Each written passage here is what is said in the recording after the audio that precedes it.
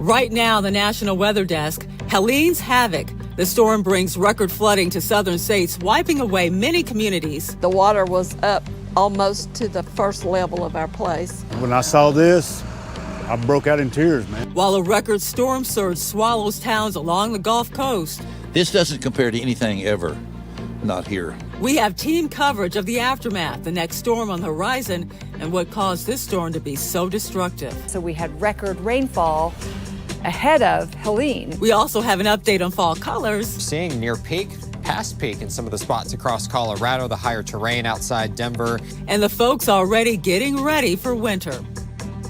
From our nation's capital, this is the National Weather Desk.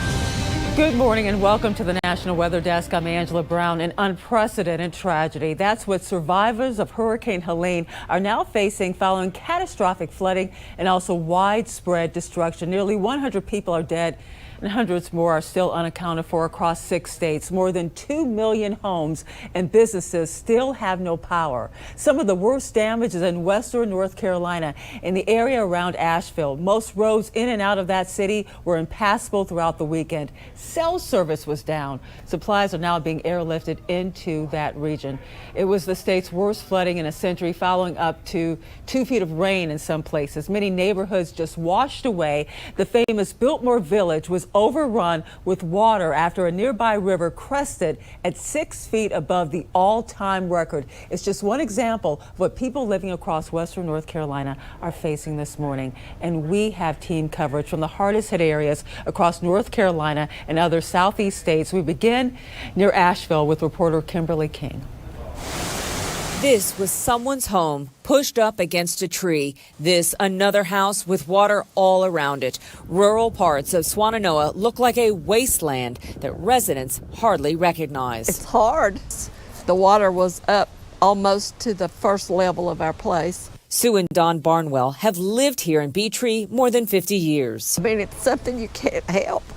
The Barnwells and other residents know of a man missing from his home upstream from the Beetree century-old Christian church. Mud surrounds it. Water and trees destroyed it. The aftermath, some here see as flooding of biblical proportions. Along State Road 70, devastation, sights of sadness, huge property loss. This is the Davidson Bridge obliterated. It's pretty emotional. Mark Hensley says many Swannanoa residents remain missing in remote parts. As law enforcement works in Swannanoa, I've never seen anything like this. Businessman Don Robinson walks us through his parking lot. We bought this 25 years ago. There is nothing left. Nothing left of his large carpet store. His warehouse with sold product also ruined. Of course, this was one of our main doors here. The 77-year-old says he's done and that he will close, but he's hurting for his employees. Yeah, and that's one reason we kept it open as long as we did. Robinson plans to do all he can to help his staff out he knows will struggle, much like the entire community here in shock, as they still don't know the number of people gone. This is downtown Hot Springs behind me, and you can see crews working to remove debris. Roadway is completely buckled. Downtown Marshall looks very similar to this. The devastation is almost indescribable. Hot Springs. When I saw this, I broke out in tears, man. And Marshall. Just takes my breath away. You know, it's been here for so long. 2 mountain towns destroyed. We watched the water come push through these walls, take out buildings and move them entire areas over. There are holes in the floors of buildings.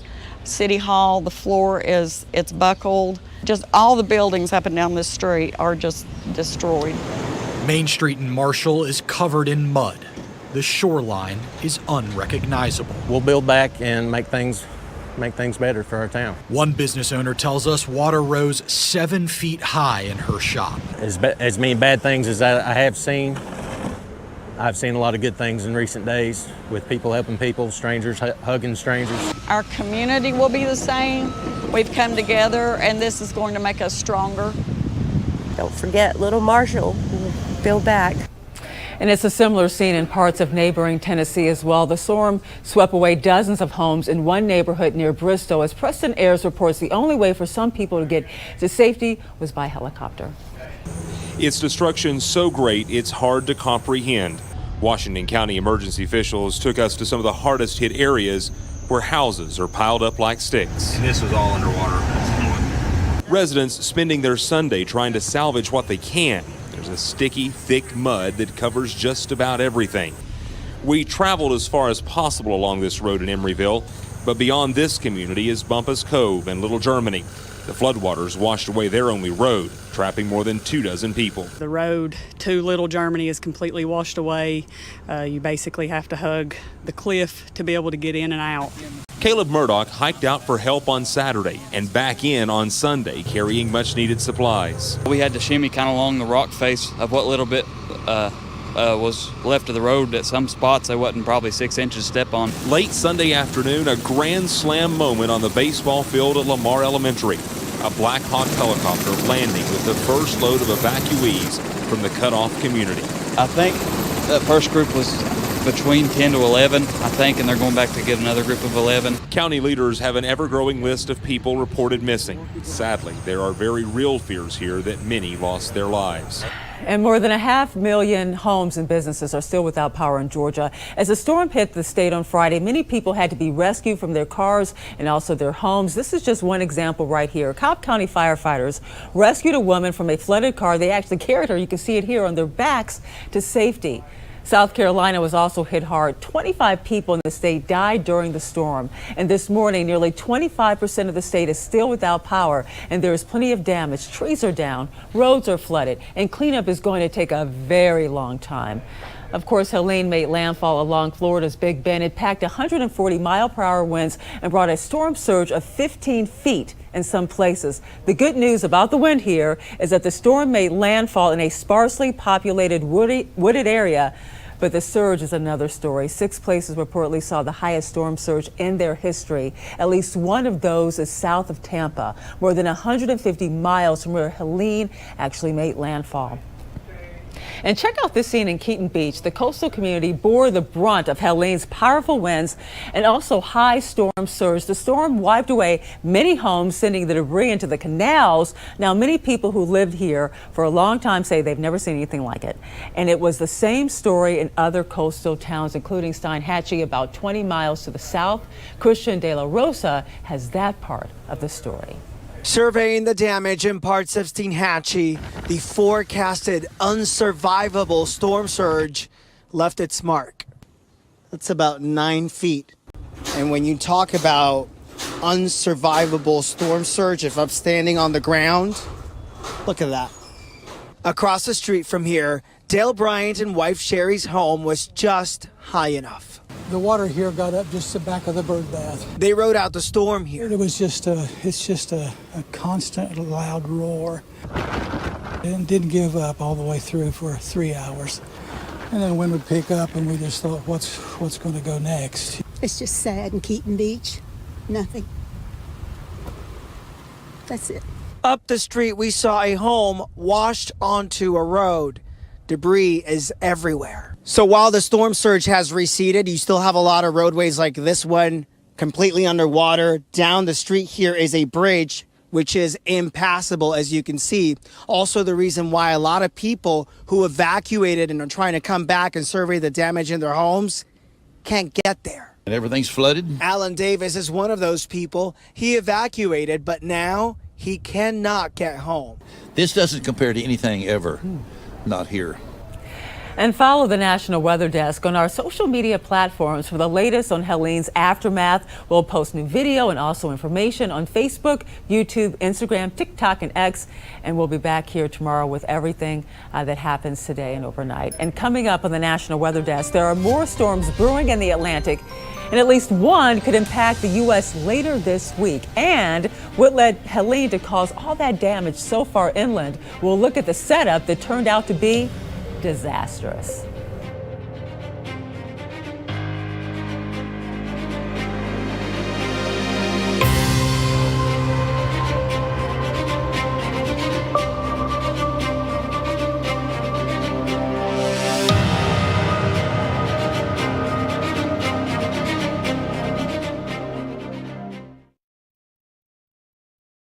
I'm meteorologist Ryan Munn, and let's get a look at the Northeast as we head through the day on Monday. You notice more in the way of clouds in southern New England, especially as you head over towards areas like Pennsylvania and then down to the south. That's where we are going to see the chance for some showers in the mid-Atlantic. We're mainly dry as we head through not only Monday but Tuesday as well. All across New England, temperatures will run in the 60s and 70s. And here's your high temperatures for the daytime today. High temps will run in the 70s across much of New England.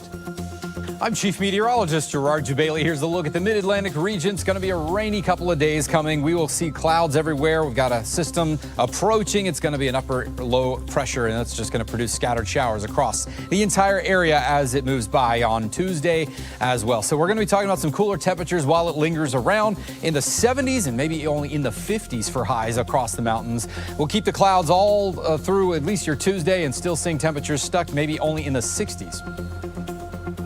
I'm meteorologist Vitas Reed. Here's a look at your southeast forecast highs. We're looking at Nashville, 79 degrees, 80 in Atlanta, 89 in Mobile, 93 Tampa, Charleston about 87 degrees, Raleigh 80, and about 93 Tampa, 91 West Palm. So we're still looking at pretty warm temperatures across parts of the area. A little cooler up here where the cloud cover is still holding on. This is the remnants of Helene, still kind of spinning around up around the D.C. area. A little bit of that open circulation around eastern Kentucky, slowly exiting, but we'll still see some clearing and drying conditions as we go through the next few days.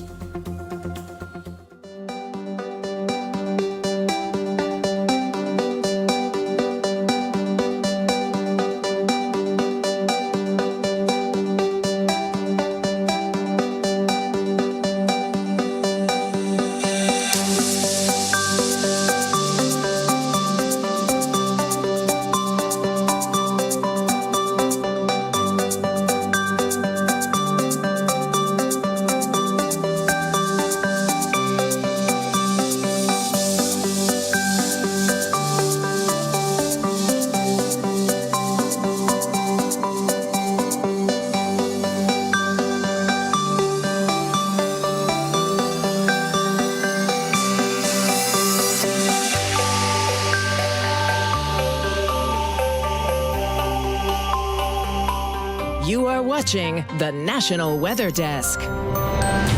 And we want to take a closer look at why Helene brought so much devastation to western North Carolina. Asheville meteorologist Megan Danahay has a look at the disastrous weather setup that led to the tragedy. We have the hurricane there, of course, in the eastern Gulf. We've got this area of low pressure back off to the west. We also had a stalled front that set up. This pretty much blocked the path for the storm to go toward Louisiana. It started steering it this way. The front, of course, stalled and produced all of that rainfall. So we had record rainfall ahead of Helene, and that started the unstable soils, of course. Soils getting saturated with all that rain, becoming unstable and loose. And then we had the worst side of the hurricane. The hurricane came in on this west side here. If it had gone east, we would have fared much better. But since it came into the west, we got the worst of the wind. And it came into the west because that upper low was drawing it back toward the northwest. So we got this right quadrant of the storm and absolutely the worst wind with it, which of course brought down all of the trees, the power lines, and then of course the soils, 31 inches of rain almost in parts of Yancey County over just a 2-day time period.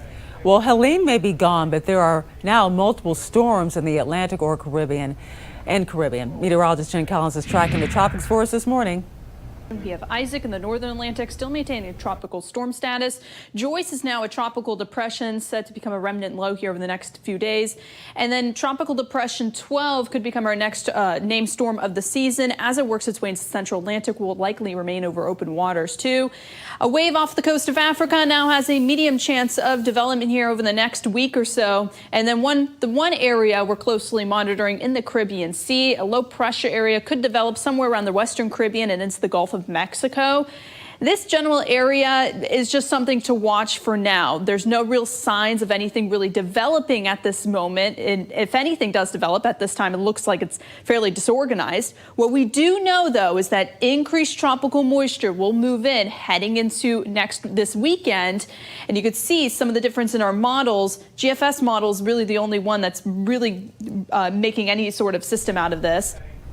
And good news for leaf peepers looking to catch fall foliage at its best. Meteorologist Jordan Evans has details on where peak colors is right now. Fall is underway across the United States, and in Utah, we are approaching peak. Check out the views. Scott Taylor chimed this into our sister station in Salt Lake City. Beautiful different areas of oranges and reds, and that bird's eye view looking down at the road, all the different greens and yellows. Quite the sight there across Utah. Let's take you to the map. Here's the latest from our friends at Explore Fall. Evan Fisher in particular put this together, and we're seeing near peak, past peak in some of the spots across Colorado, the higher terrain outside Denver, Rocky Mountain National Park toward Colorado Springs. There's Salt Lake City toward Park City, Utah. The high Sierras south of Reno also getting closer to peak. The Cascades, parts of Glacier National Park in Montana, even Yellowstone as well, seeing near peak colors as well. A little color across the upper Midwest, some more areas around Duluth, Minnesota.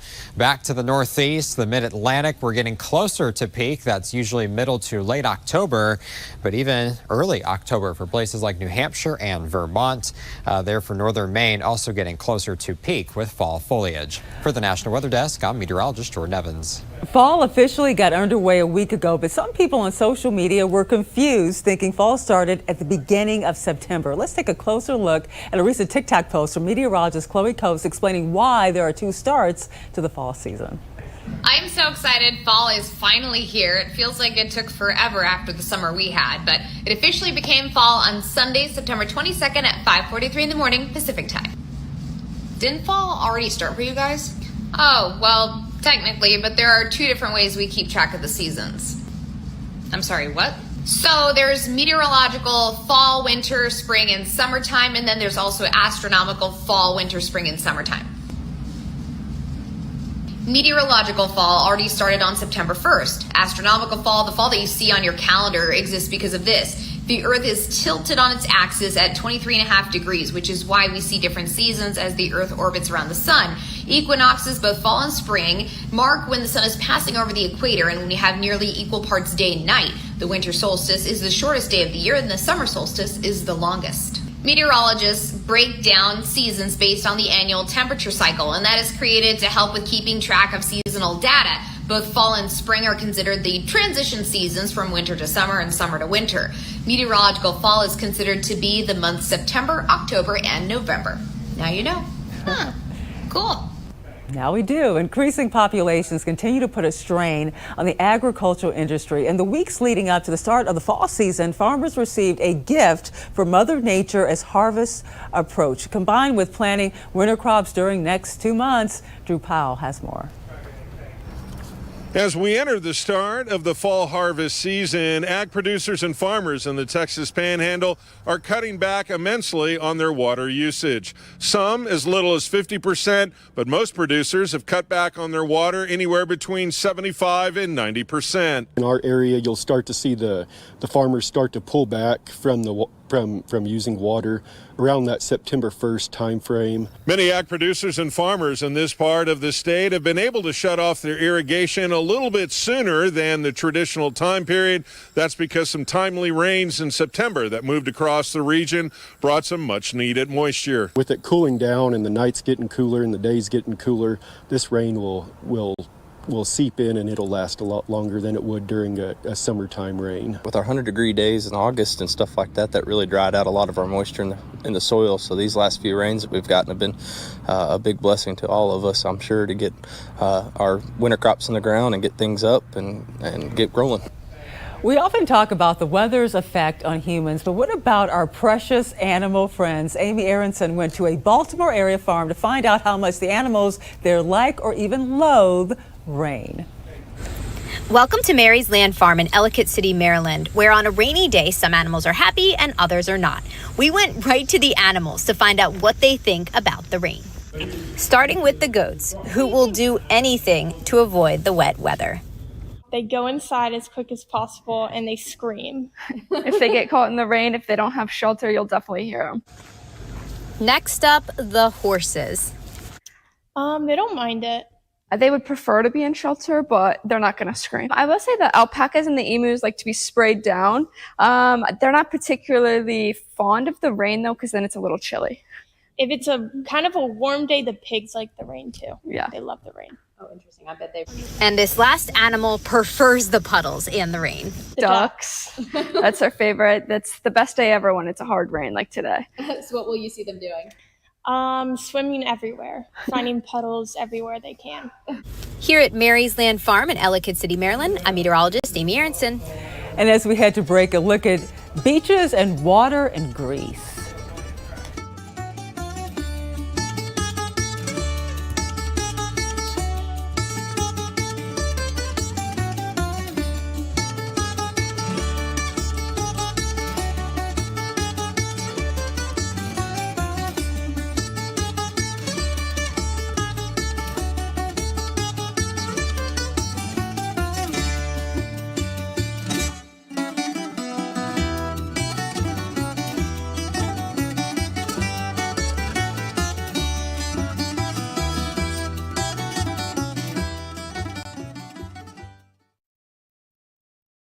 Well, a very good Monday morning, everyone. I'm meteorologist Andrew Buck-Michael. Still sunny across the plains, but we still are kind of wrapping up the remnants of Helene. That moisture kind of leaving the Ohio Valley. Some lingering rain showers today. Cold front swings through tomorrow, dropping temperatures across most of the Midwest, and then finally kicking all the rain out of here by Wednesday. All of us are dry across the Midwest on Wednesday, with a lot of temperatures in the 70s and some 80s in the plains. Good Monday morning. I'm meteorologist Joe DiCarlo. Look at our forecast across the region, and it is a stagnant weather pattern. We'll start mainly in the 60s, some low 70s along the coast this morning as we head through the day. Partly to mainly sunny skies, 80s and 90s for afternoon high temperatures, but continued relatively low humidity for most across the region. Here comes your Tuesday, 60s and low 70s in the morning, and then we're back in the 80s and 90s for the afternoon. Good morning. I'm meteorologist Rebecca Stevenson. Here's what's happening across the West. Warming temperatures. In fact, it is still so hot in the Southwest. Temperatures here are bringing in that excessive heat warning. And now we're getting the heat traveling up into parts of San Francisco even. This is where we have a heat advisory extending even down to the water, where temperatures will reach the 90s next to the water of the Pacific. So watch out for record high temperatures even for Utah and Wyoming. That's the scene from here.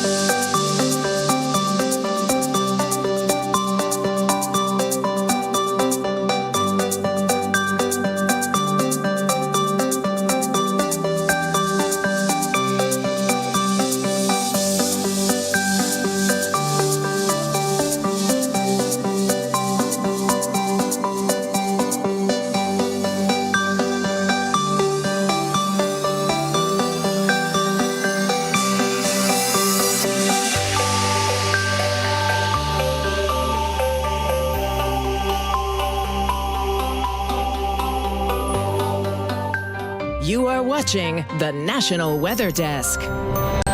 Fall is just over a week old, but winter is now on the minds of many folks. In Ohio, they're training their eyes on winter preparedness before the first snowfall. Olivia Zen has more. Although we're here in September, it's never a bad time for us to be prepared for winter. It's Ohio. We never know what the conditions are going to be. 150-point inspections were conducted on all 23 snowplows at Wednesday's annual winter readiness event. Each vehicle passed and is ready to hit the roads. They're checking for anything big and small. They're looking at, tail lights, headlights, or wipers. And then, of course, they're looking at the plows, making sure that they're working properly. Jeff Rollins is just one of 120 ODOT truck drivers in District 11 serving Belmont County. When the snow does fall, he cautions residents to slow down and make room for plows driving by. We try to be as courteous as we can be, but we also got a job to do. We want to get the roads open and make them safe for everybody. So, if you can slow down a little bit and give us a few extra inches, that helps a bunch.